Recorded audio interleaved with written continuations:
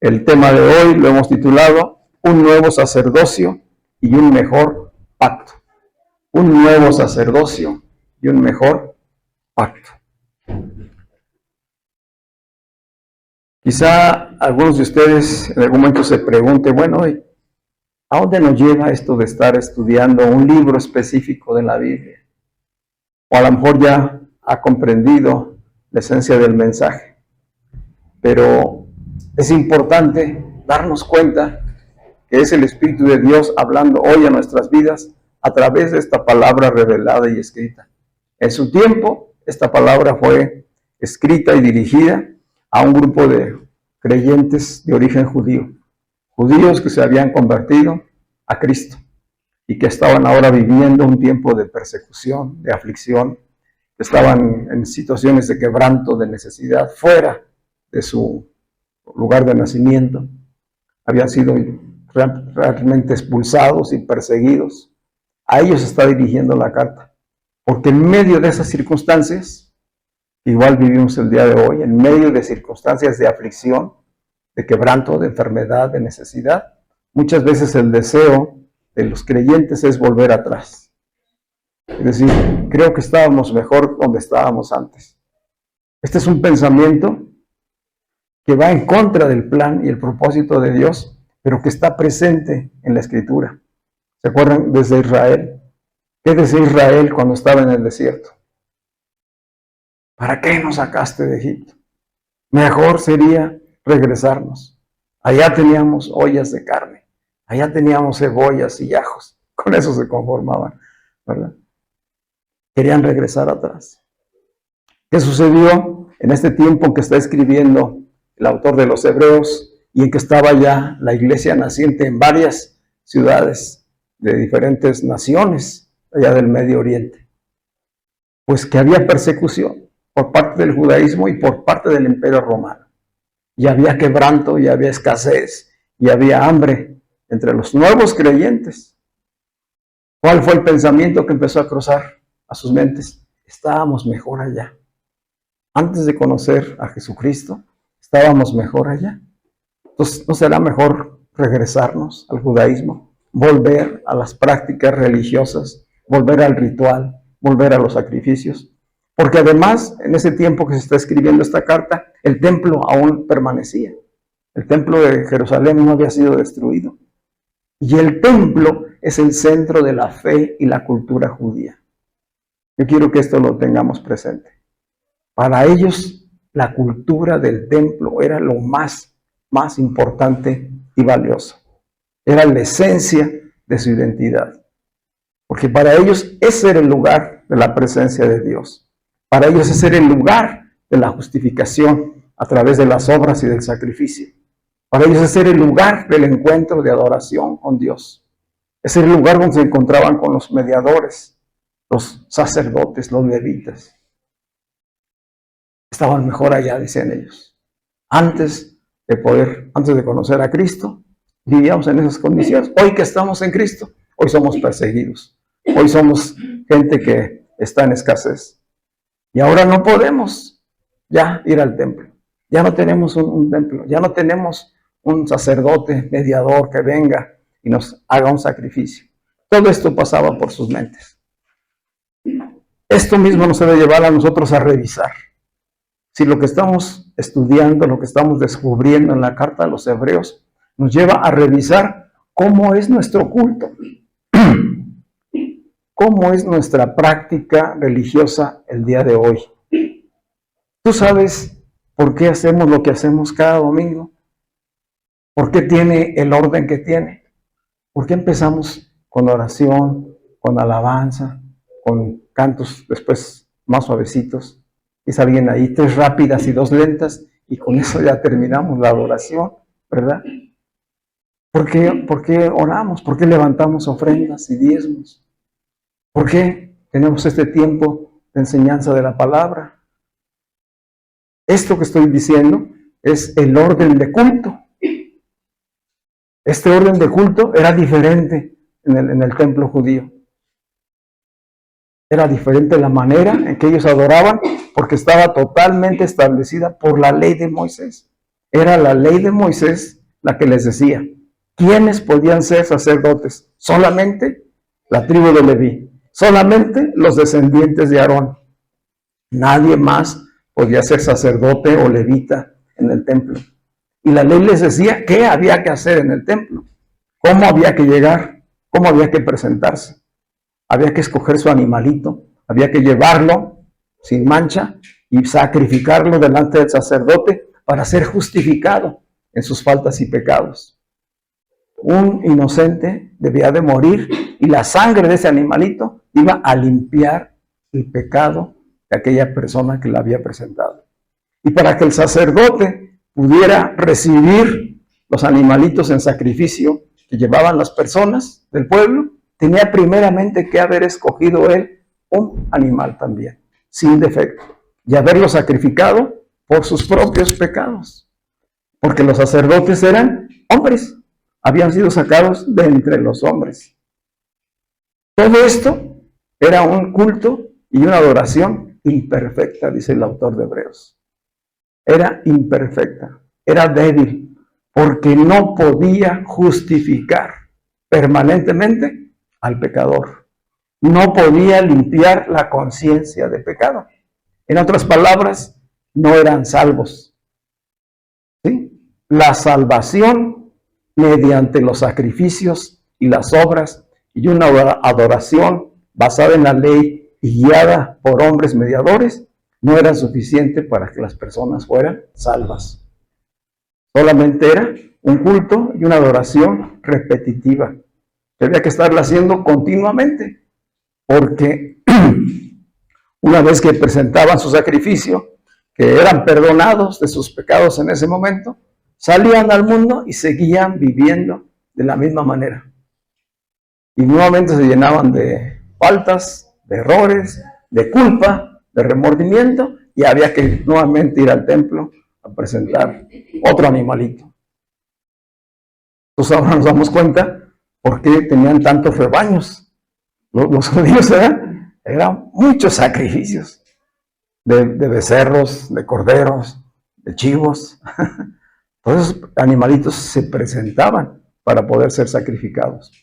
Y en este tiempo, que está hablando el autor de Hebreos, les vendían allí mismo, en las afueras del templo, ahí les vendían a los pecadores que llegaban al templo, ahí les vendían sus animalitos, ¿no? De tal manera que ya ni siquiera el pecador seleccionaba previamente su sacrificio. La instrucción de Dios era: selecciónalo, apártalo, revísalo, que no tenga defecto, que no tenga mancha, que no tenga la patita quebrada, que no esté tuerto, que sea de tal edad, etc. Ya no hacían eso. Ya simplemente llegaban allá a los atrios del templo o a las afueras del templo y ahí compraban un animalito, como estuviera. Y así iban y lo presentaban delante del sacerdote. Ya lo he dicho, ¿qué hacían? Al presentarse delante del sacerdote, el sacerdote que ya había hecho su propio sacrificio, que se había purificado con la sangre del inocente, les recibía el animalito y el pecador ponía sus manos sobre el animalito. Y ahí declaraba sus culpas, ahí declaraba sus errores. Y una vez que los declaraba sobre el animalito, entonces era degollado. Y el pecador veía cómo moría, cómo se derramaba la sangre. Y con esa sangre era limpiado. Y enseguida era quemado. Todo, totalmente la ofrenda. Una ofrenda del todo quemada, de lo que es el holocausto.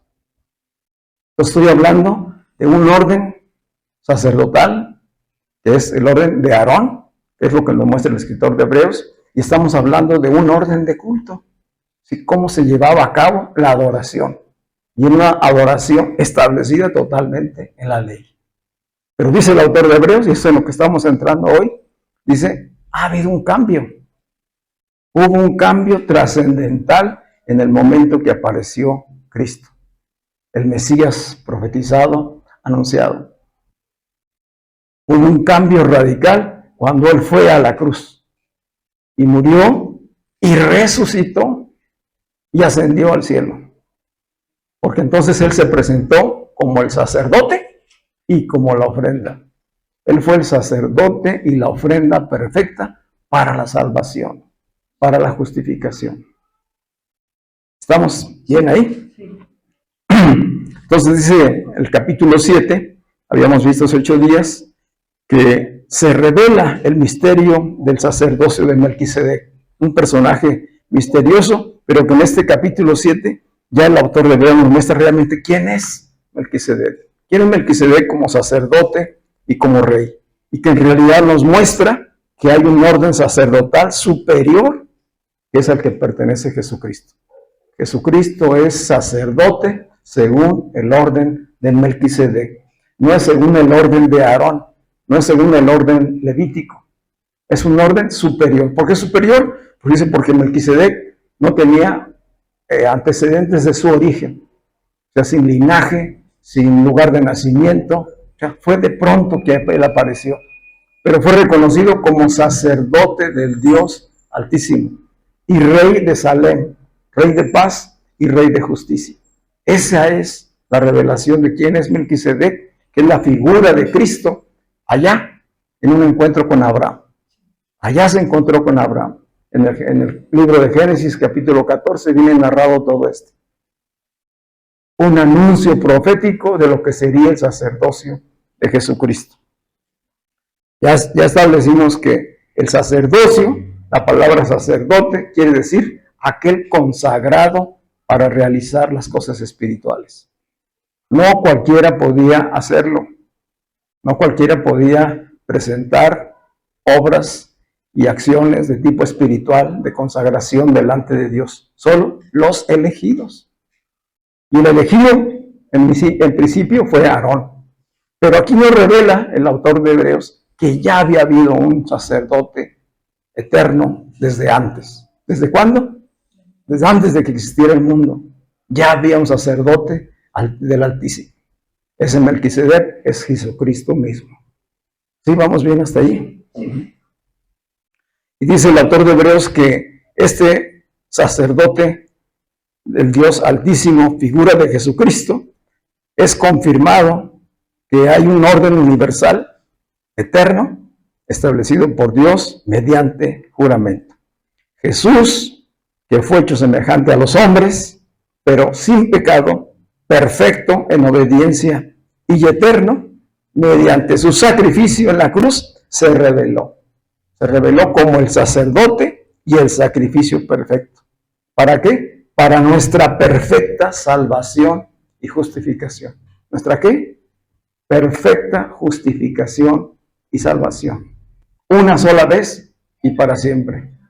Si esto hubiera sido así, yo tendríamos que estar viniendo a este lugar a traer animalitos para sacrificarlo por nuestras culpas cada domingo.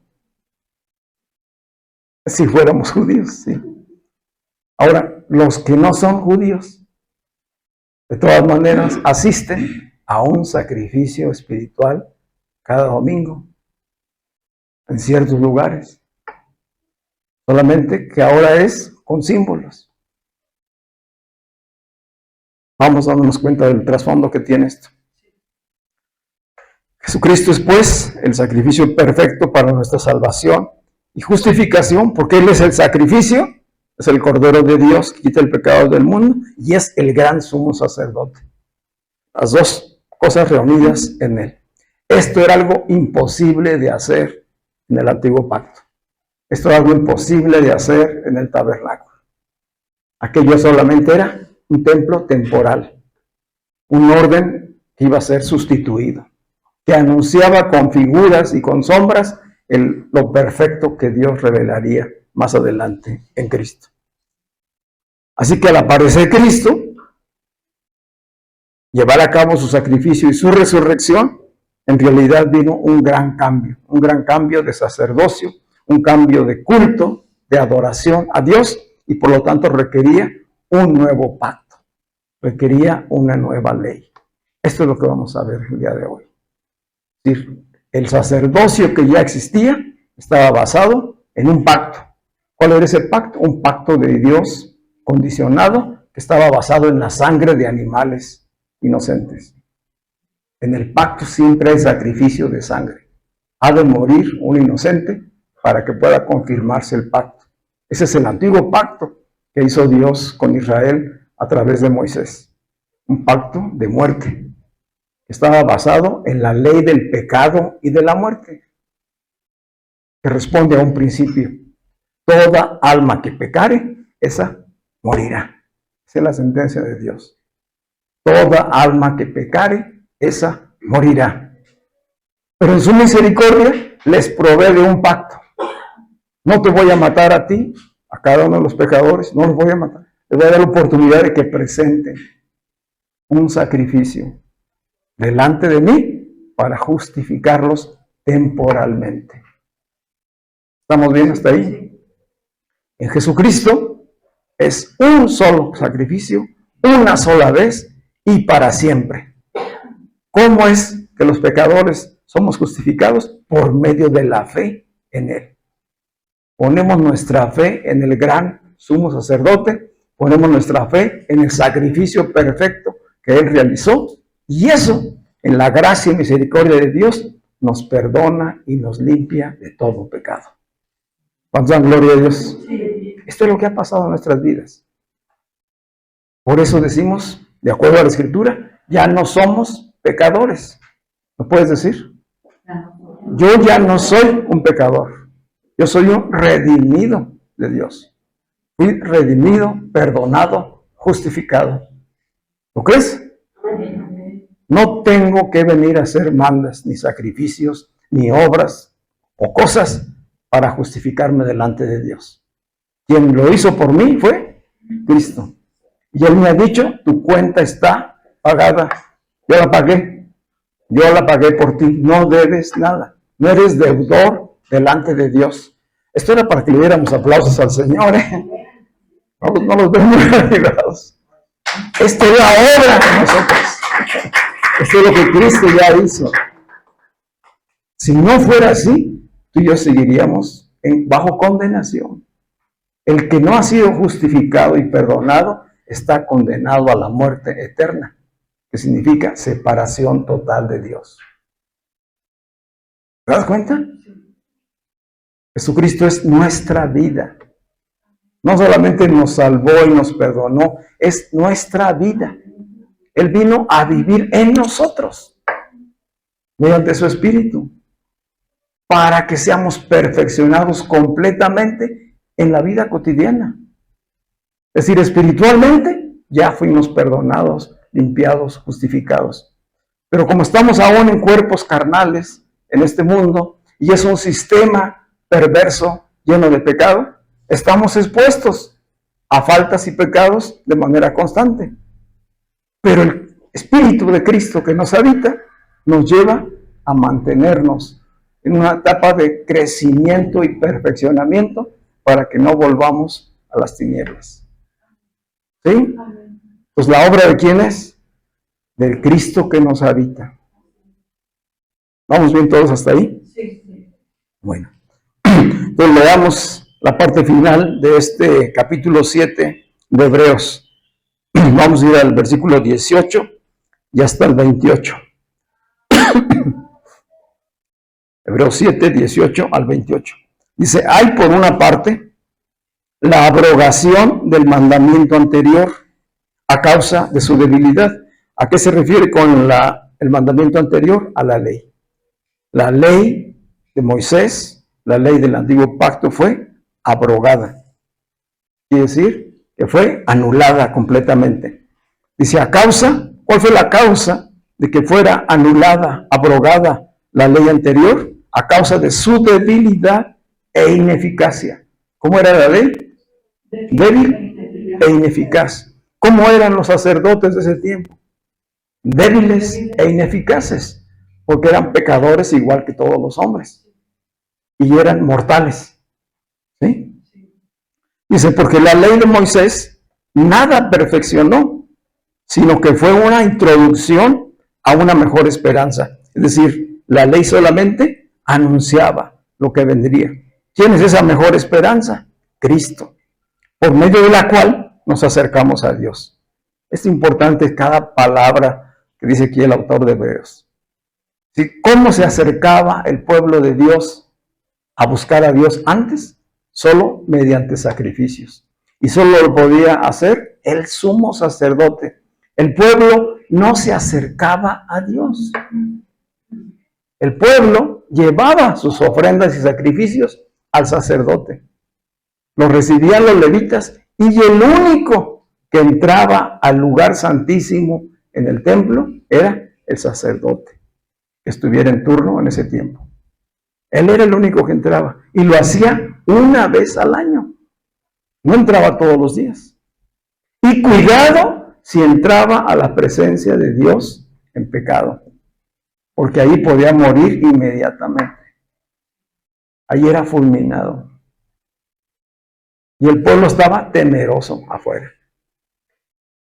Veían cosas, oían truenos, y si veían humo, veían la presencia de alguna manera en señales de Dios, pero nunca oían la voz de Dios. Nunca tenían relación con Él. No podían acercarse a Dios. Esto es importante tenerlo presente. Dice el autor de Hebreos, eso fue una introducción para una mejor esperanza, por medio de la cual nos acercamos a Dios. ¿Por medio de quién nos acercamos a Dios ahora? Por medio de Jesucristo. Por medio de Jesucristo. Ya no por medio de sacerdotes como Aarón y los levitas.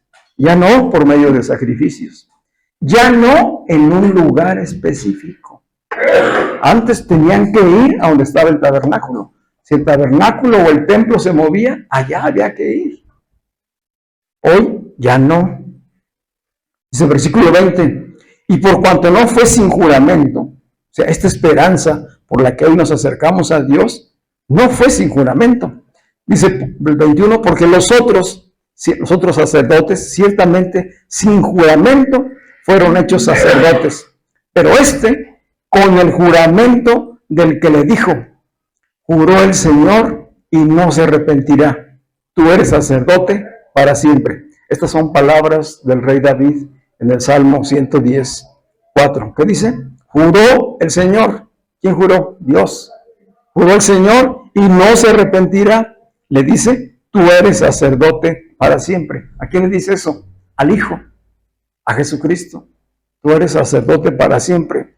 Es una revelación que tuvo David de lo eterno. Una revelación de lo eterno, y entonces por eso pronuncia estas palabras. Dice el autor de Hebreos, versículo 22, de igual manera, Jesús ha sido constituido garante o garantía de un pacto, de un mejor pacto. ¿De qué es garantía Jesucristo? De un mejor pacto, de un nuevo pacto. Esto es importante que esté ya muy claro en nuestras mentes y corazones. Había un antiguo pacto que cumplió su propósito. Hoy estamos en un nuevo pacto, bajo una nueva ley, un orden de culto diferente, una manera diferente de acercarnos a Dios, provista por el gran sumo sacerdote. Así que Jesús fue constituido garantía de un mejor pacto. Versículo 23. Y los otros sacerdotes llegaron a ser muchos, debido a que por la muerte no podían continuar. Pero Jesús, a causa de que permanece para siempre, tiene su sacerdocio intransmisible. ¿Cómo es el sacerdocio de Jesucristo? Intransmisible. No se hereda de uno a otro. Allá en el antiguo pacto sí se heredaba. Aarón le heredó a su hijo, Eleazar, y Eleazar a su hijo, y su hijo a su hijo, y así fue pasando. ¿Sí? Solamente todos tenían que ser de la tribu de Leví, todos tenían que ser descendientes de Aarón. Ese era. Y en el caso de Jesús, no hay eso. Él es el único, suficiente, eterno y universal, gran sumo sacerdote. Amén. No se hereda. Hoy muchos heredan el cargo, heredan las iglesias, como si fueran empresas. Bueno, eso, vamos a hablar un poquito más después de eso. Debido pues a que por la muerte no podían continuar. Pero a causa de que permanece para siempre, tiene su sacerdocio intransmisible.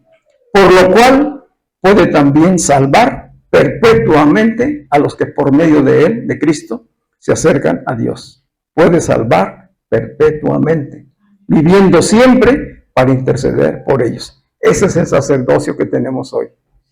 Un sacerdote que está con los brazos abiertos diciendo, venid a mí y sed salvos.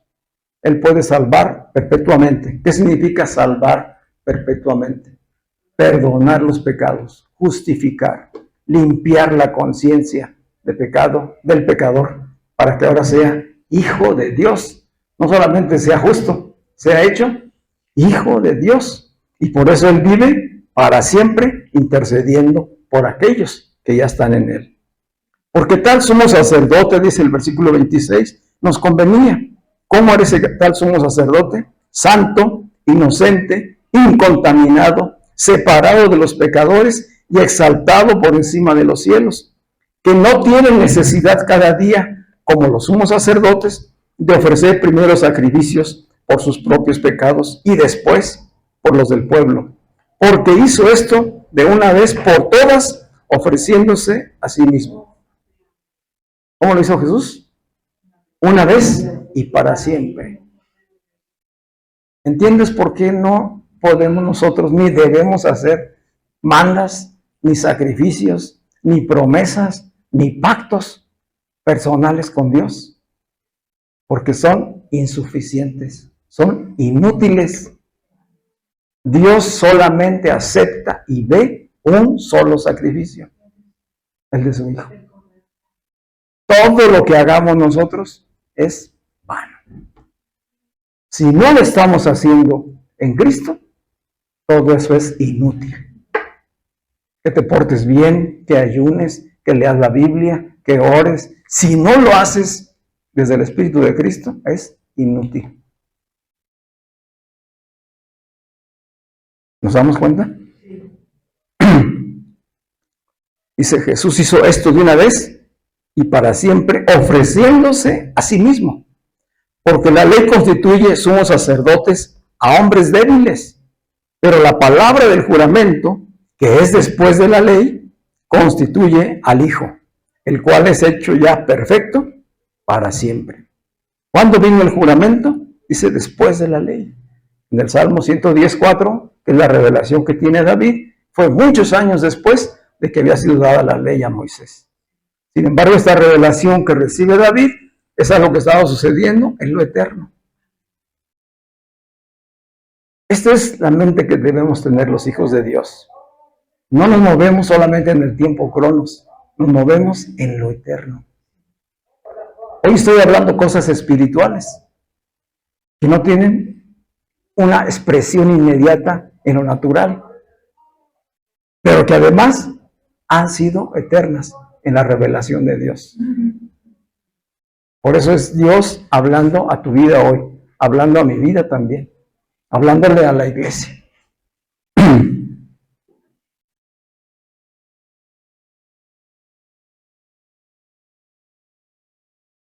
Dice aquí el autor de Hebreos que Jesús, que nació en la línea de la tribu de Judá, pues no era una tribu escogida para ser una tribu sacerdotal, porque la tribu sacerdotal era la de Leví. Dice, pero a Judá Dios le asignó que fuera la tribu de donde saldría el linaje de los reyes de Israel. Entonces, de estas dos tribus sale el sacerdote y sale el rey.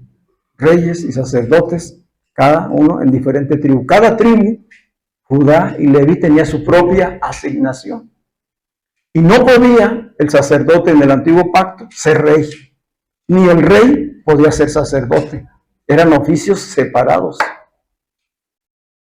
Lo religioso separado de lo civil.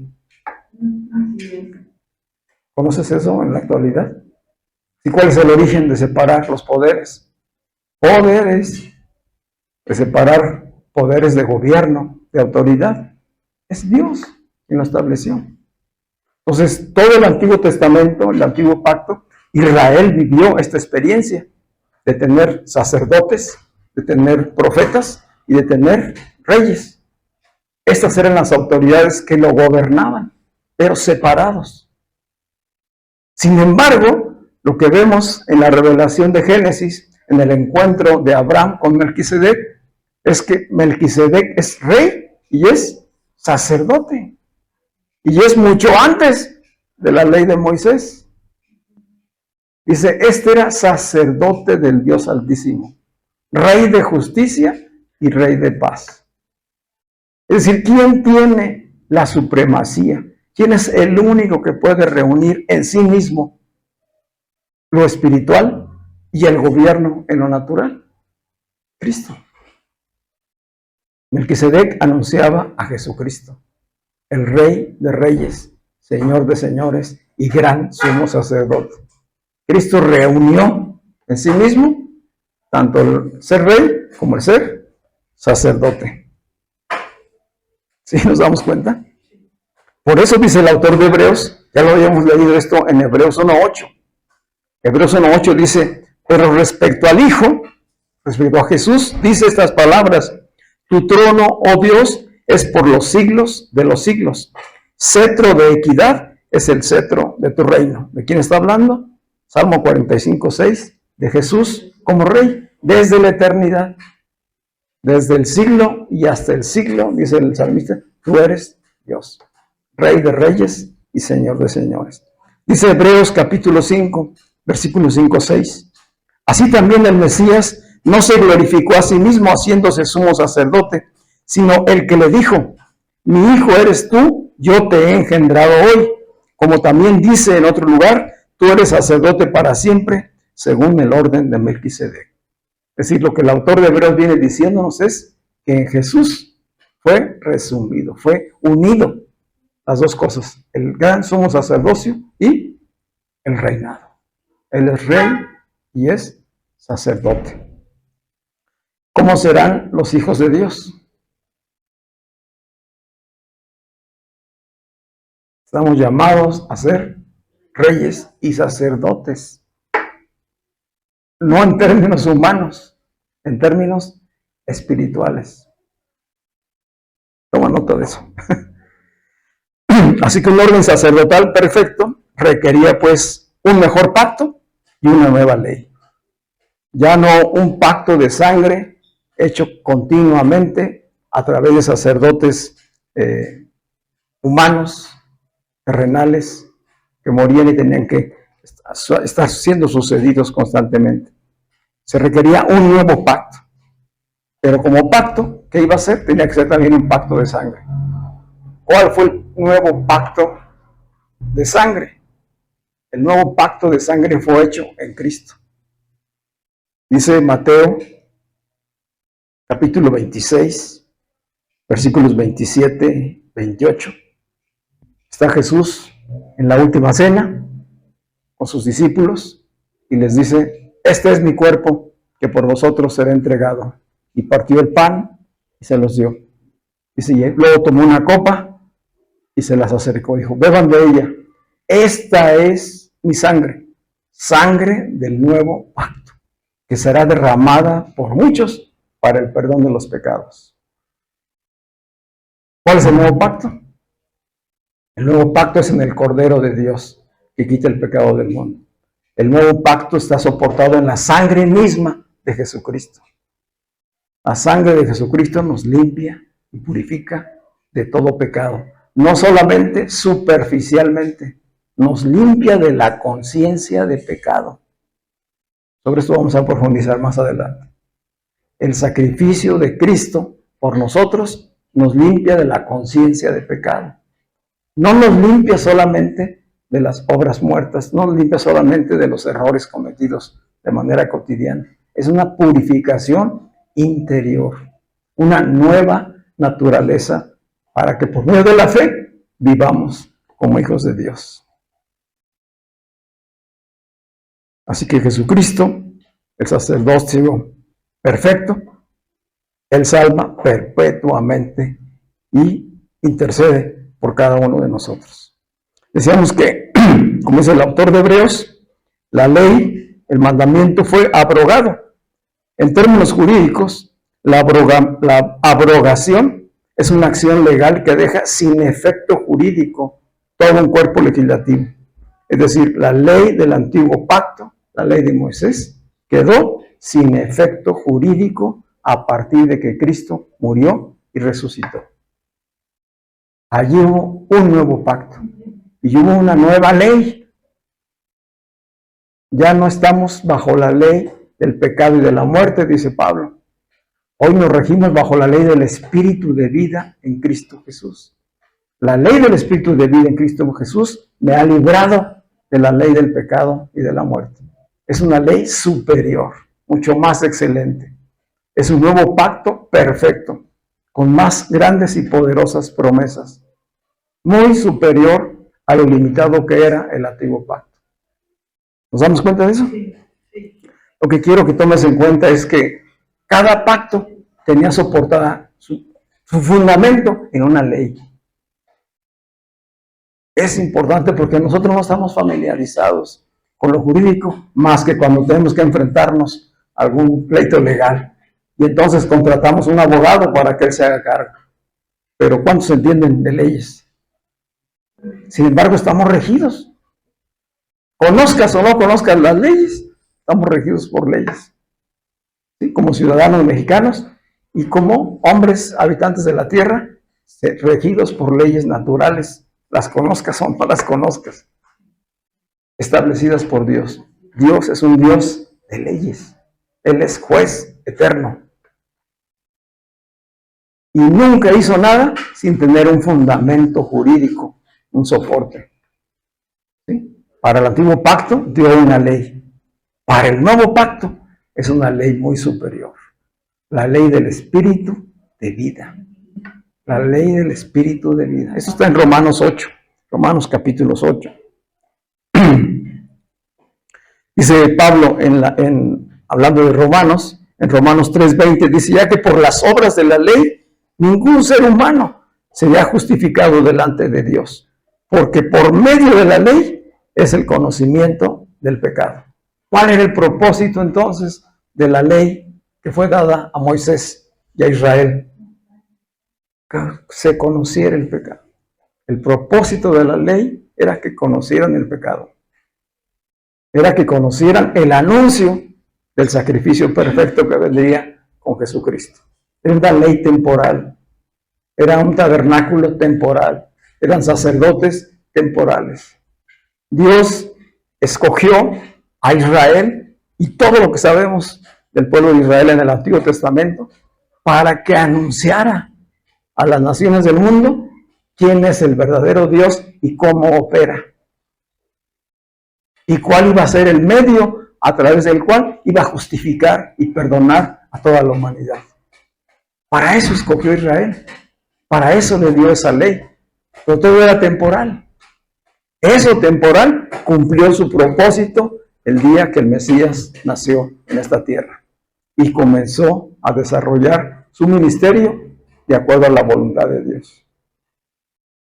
Hijo de Dios hecho carne, perfecto en obediencia, Dios y hombre habitando aquí en la tierra, Emmanuel con nosotros, desarrollando un ministerio público de 3 años y medio para revelarnos quién era el Padre. A eso vino, a revelarnos el Padre y cuál era el propósito de Dios para con la humanidad. Y ofrecerse a sí mismo como el sacrificio perfecto, porque no había otra manera de ser salvos. No había hombre capaz de ir al sacrificio para justificarnos. Solamente Dios mismo a través de su Hijo. Así nos reconcilió. Amén. Dice Hebreos 10, versículos del 1 al 4. Dice, porque la ley, teniendo la sombra de los bienes venideros, ¿qué era lo que tenía la ley? La sombra de los bienes venideros, no la imagen misma de las cosas, nunca puede, por los mismos sacrificios que se ofrecen continuamente cada año, hacer perfectos a los que se acercan. ¿De qué se trataba? El propósito de hacernos perfectos. ¿Qué quiere Dios hoy para ti y para mí? Hacernos perfectos. Y la perfección es igual a madurez. madurez en Cristo. ¿Sí? La perfección no la vamos a alcanzar como individuos, como seres humanos limitados. La perfección y la madurez espiritual la vamos a alcanzar en Cristo. Por eso necesitamos que nos sea revelado Cristo. Cristo revelado. Cristo formado en nosotros. Cristo expresado en cada uno de nosotros. Esas son las etapas en las que debemos caminar todos y cada uno. Primero, tener la revelación. Si Cristo no nos es revelado, estamos bajo condenación. Una vez que nos ha sido revelado, ha de ser formado en nosotros, en nuestro interior. Y una vez que se está formando en nuestro interior, llegará el momento en que se exprese, que se manifieste. Porque ese es el propósito eterno de Dios, darse a conocer a través de sus hijos. Su Hijo vino a darlo a conocer hace 2000 años y hoy se espera que su iglesia sea quien esté dándolo a conocer, revelándolo. ¿Qué tarea tenemos, verdad? Entonces los sacrificios del pasado no limpiaban ni perfeccionaban la conciencia. No podían transformar el corazón del pecador. ¿La ley era mala? No. Tenía un propósito limitado y temporal. Y ese fue cumplido. Ya fue cumplido por Cristo, el autor y consumador del nuevo pacto, perfecto y eterno. Un ejemplo de lo que hace la diferencia es que, pongo esto así como una ilustración, es como una radiografía. Todo el Antiguo Testamento y el Antiguo Pacto fueron como una radiografía. ¿Qué es lo que hace una radiografía cuando vas y te presentas? Saca una imagen, ¿verdad? Y esa imagen que te toman, al verla a un médico, puede ver el problema, puede ver la causa. Y a lo mejor tú, si eres curioso desde que te entregan la radiografía, pues puedes verle y decir, ay, pues sí, aquí está la razón de por qué me duele. Lo digo porque hace poquito fui yo a tomarme una radiografía de la dentadura que me están tratando. Pero la radiografía, pues sí, te muestra la muerte que traes por dentro. Te muestra el problema, pero no te da la solución.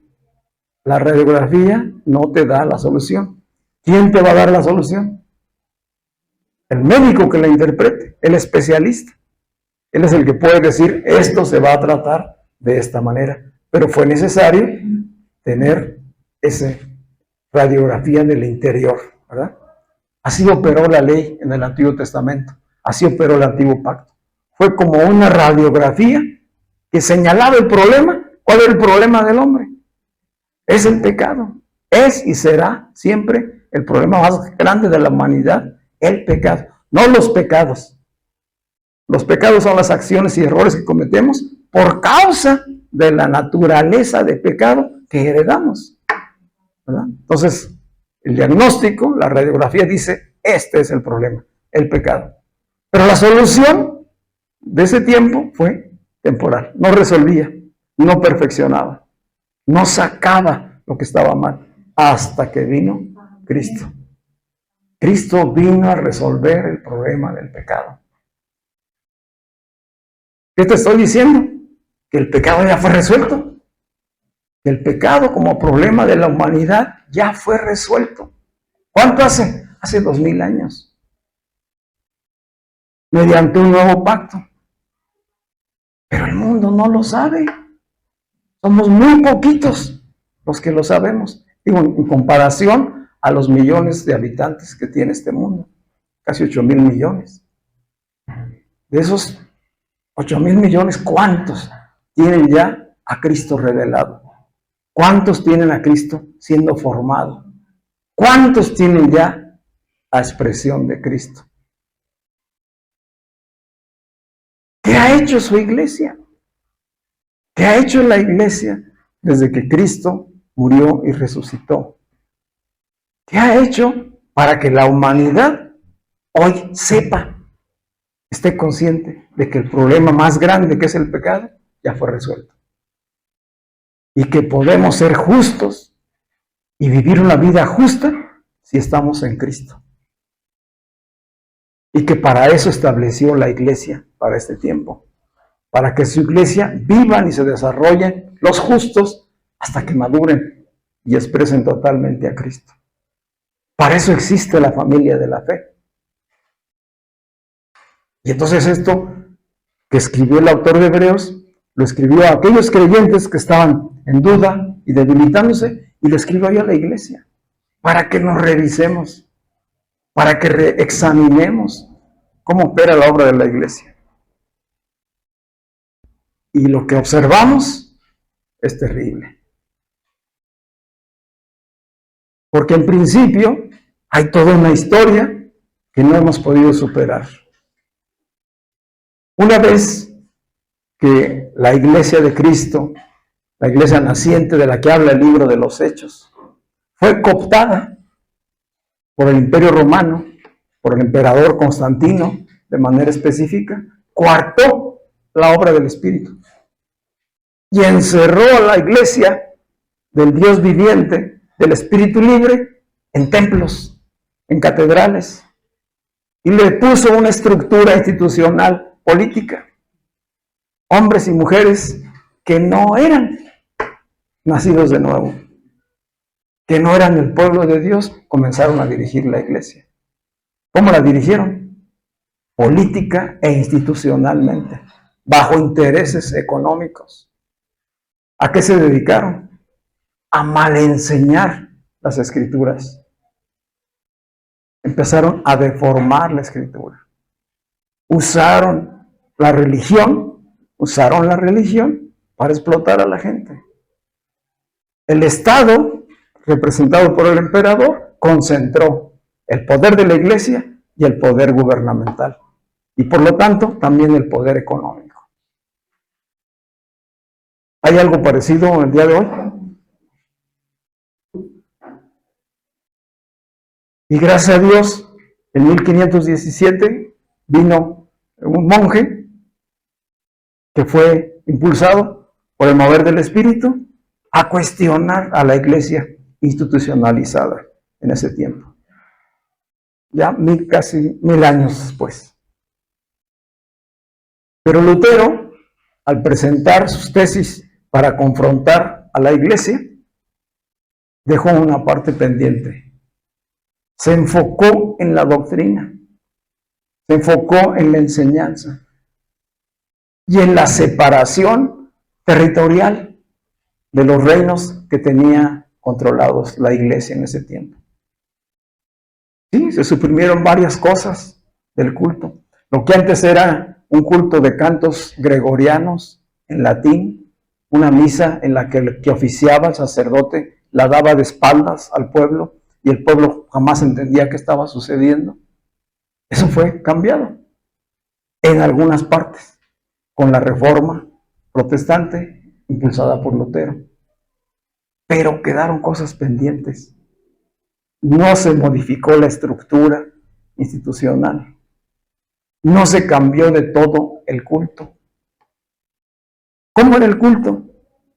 Nuevamente era oficiado por un sacerdote, por una clase sacerdotal que solamente, pues, algunos, una élite los escogía y los ponía, y ellos eran los que oficiaban. Y lo hacían en latín. Entonces regresaron en ese tiempo a lo que sucedía allá en el antiguo pacto con Israel, donde el pueblo pues no participaba más que como espectador de lo que se oficiaba allá al frente. Ni conocía, ni entendía, ni experimentaba. Sí, nos damos cuenta. Viene la reforma y entonces se separan algunos grupos, naciones, se separaron del papado de Roma e hicieron nuevas denominaciones, hicieron nuevas maneras de gobernar y de usar la religión. Pero no se modificó la pauta religiosa, no se modificó la esencia. Ya no eran cantos en latín, ahora eran himnos, salmos cantados, era lectura de la palabra, pero solamente con acceso para unos pocos. Y el pueblo siguió siendo espectador. Y eso fue lo que heredamos nosotros de una cultura religiosa aquí en nuestra nación, muy deformada. Y además, el conocimiento de la palabra, muy elitista. Solamente algunos pocos tenían acceso a ella. Y se prohibía que el pueblo leyera la Escritura, mucho menos que la interpretara o quisiera darla a conocer. Hace algunas decenas de años, eso cambió, gracias a que empezó a haber una corriente evangelística en México y en América Latina en general. Y surgieron entonces las congregaciones evangélicas, presbiterianas, metodistas, etcétera, etcétera. Es decir, una gran cantidad de denominaciones y conocimos un culto diferente. Pero ¿cuántos años, cuántas decenas de años llevamos en este culto evangélico, diseñado así como decíamos hace un rato, con estas partes, pero donde el pueblo sigue siendo espectador, donde el pueblo no crece, donde solo unos pocos desarrollan dentro de la iglesia? Y entonces tenemos creyentes de primera, creyentes de segunda, etcétera, ¿verdad? Y seguimos viendo que hay una élite que es la que monopoliza la dirigencia de la iglesia y que no precisamente la dirige a que el pueblo tenga la revelación. Donde quiera que hoy vemos que solamente un hombre o algunos hombres están en una plataforma mientras el pueblo está acá abajo, o solamente unos pocos ministran la alabanza mientras todos los demás están acá abajo, ¿de qué estamos hablando? De que estamos reproduciendo el mismo modelo del antiguo pacto. No estamos todavía viviendo la experiencia de vida en Cristo Jesús en el nuevo pacto, donde ya no hay unos pocos que dirigen, sino que ha de ser un pueblo lleno del Espíritu, el que ha de glorificar a Dios, el que se ha de destruir uno a otro, el que se ha de edificar unos a otros, los que han de predicar el Evangelio a los que aún no lo conocen. ¿Sí me estoy comunicando? A eso nos llama el autor de Hebreos, hacer una revisión a fondo de cómo estamos y de qué cambios necesitamos hacer. Hoy la iglesia necesita hacer cambios de acuerdo a la revelación de la Escritura. No estamos ya en el antiguo pacto. No son unos pocos hombres los que han de dirigirse para llevarnos delante de Dios. No son unos pocos los que van a solamente a ministrar, a enseñar, a instruir. No son unos pocos los que nos van a dirigir a la alabanza. La alabanza nace del Espíritu que nos habita. La verdadera adoración, dijo Cristo, es en espíritu y en verdad. No es por músicos, no es por cantantes privilegiados, no es por hombres doctos o informados. Es el Espíritu. De tal manera que cada vez que nos reunimos, el Espíritu que nos habita sea el que venga a movernos en un espíritu de fe. Es decir, yo no estoy esperando a venir el domingo para ver qué encuentro aquí que me motive, que me anime, que me informe. ¿No? Si yo soy un hijo de Dios y el Espíritu de Dios me habita, yo vengo cada domingo lleno del Espíritu. Yo vengo con palabra viva, yo vengo con cántico, yo vengo con deseos de agradecer y glorificar al Padre. Y si todos venimos en ese espíritu, aquí queríamos un ambiente poderoso de fe. Cada uno trae una medida de fe, una medida de revelación, de entendimiento que aporta a la comunidad para que la comunidad como iglesia edifique la iglesia de Cristo. Y no que uno solo, así como yo ahorita esté hablando y los demás estén nada más escuchando. Si hemos estado siguiendo un modelo incorrecto. Un modelo que corresponde al antiguo pacto. Que corresponde ahora a un sacerdocio clerical, porque ya ni siquiera es el sacerdocio de Aarón, ahora es un sacerdocio clerical, es decir, del clero que heredamos de tradiciones religiosas del pasado y que tiene miles de años ya operando.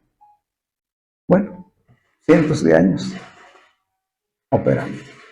Y que claro que es difícil cambiar esa mentalidad. Es más fácil repetir lo mismo y buscar el cambio desde el espíritu. ¿Ven? Vamos a despedir de pie.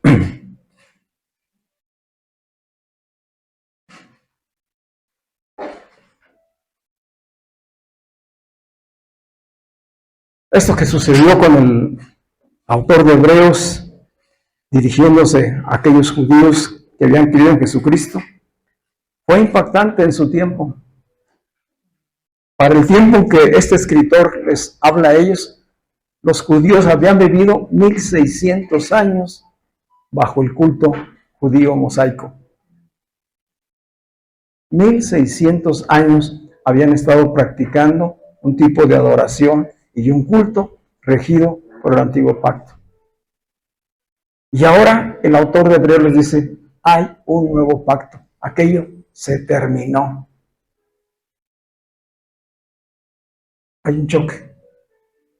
Si la gente no lo recibió inmediatamente así como diciendo, pues qué bueno. Hoy sucede lo mismo.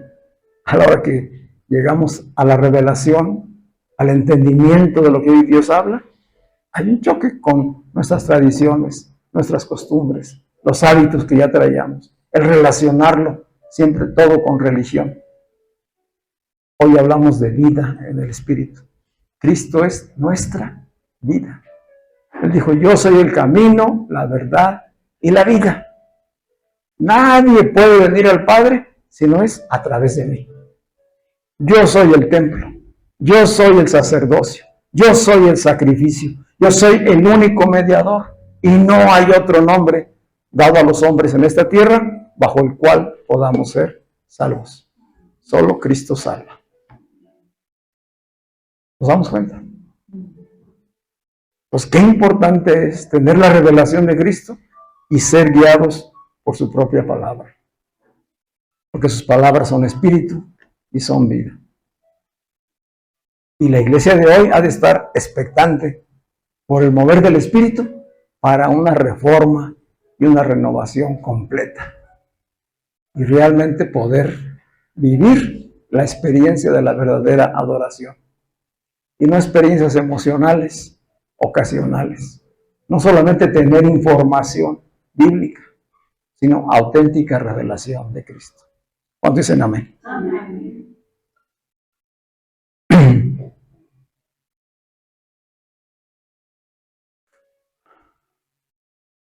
Y vamos a continuar en esta línea, pero hoy traigo a memoria ahorita las palabras del apóstol Pedro, en primera de Pedro 2, 5 y también versículo 9. Él nos habla precisamente del sacerdocio que hoy tenemos en Cristo. Dice, Él nos ha hecho un pueblo de reyes y sacerdotes. Somos sacerdotes en Cristo. Dice, y a través de Él ofrecemos sacrificios espirituales agradables a Dios. Ustedes son linaje escogido, real sacerdocio. ¿Qué somos? Real sacerdocio. Todos los creyentes, no un creyente, no cierta élite de creyentes, no. Todo el que ha nacido de nuevo es hoy parte del real sacerdocio. Y ministramos en el Espíritu en Cristo. Es un sacerdocio corporativo. No es un sacerdocio individual. Es un sacerdocio corporativo. El que es sacerdote y rey es Cristo. Y por lo tanto los que estamos en Él y Él en nosotros nos pone en la condición de ser también reyes y sacerdotes. ¿Para qué? Para que tengamos acceso directo al Padre, sin intermediarios, sin ningún mediador, sin culpa, sin temor, porque tenemos un gran sumo sacerdote que intercede por nosotros y que está a la diestra del Padre. pero que también el Espíritu nos habita. Son cosas poderosas en lo espiritual. Amén. Padre, te damos muchas gracias por la revelación de tu palabra, Señor. Padre, que lo que hoy estamos escuchando, entendiendo, sea guardado en lo profundo de nuestro corazón, Señor, y renueve nuestra mente, sane nuestra alma, Señor, y nos mueva a exaltarte, a vivir la vida desde el Espíritu, Señor. Padre, hoy rogamos y oramos porque tu iglesia sea totalmente reformada, Señor. Que tu iglesia experimente en este tiempo una renovación en su entendimiento, Señor. Que la palabra viva venga, Señor, a morar en cada uno de los creyentes. Y que dejemos, Señor, la pasividad, que dejemos la religiosidad y nos asumamos como reyes y sacerdotes en Cristo. Gracias te damos, Señor, porque es un privilegio que hoy nos das el tener acceso a esta palabra. Y que sea tu Espíritu, Señor, el que hoy nos consolide y nos afirme, como dice tu palabra. Tú mismo, Señor, serás quien nos afirme y nos guíe hasta la completa madurez, a la unidad en la fe en el Hijo de Dios. Padre, ponemos en tus manos cada una de las circunstancias y necesidades por las que hoy tus hijos e hijas atraviesan, Señor. Que podamos comprender que tú estás trabajando tu perfecta obra en nosotros. Que lo que tú empezaste en cada uno de nosotros, tú lo terminarás, Señor. Que hoy todo lo que sucede en nuestras vidas es para bien, de acuerdo a tu voluntad, Señor, para que se cumpla tu propósito eterno en nuestras vidas. Por todo ello te damos gloria y alabanza en el nombre de Cristo Jesús. Amén. Le damos un aplauso al Señor.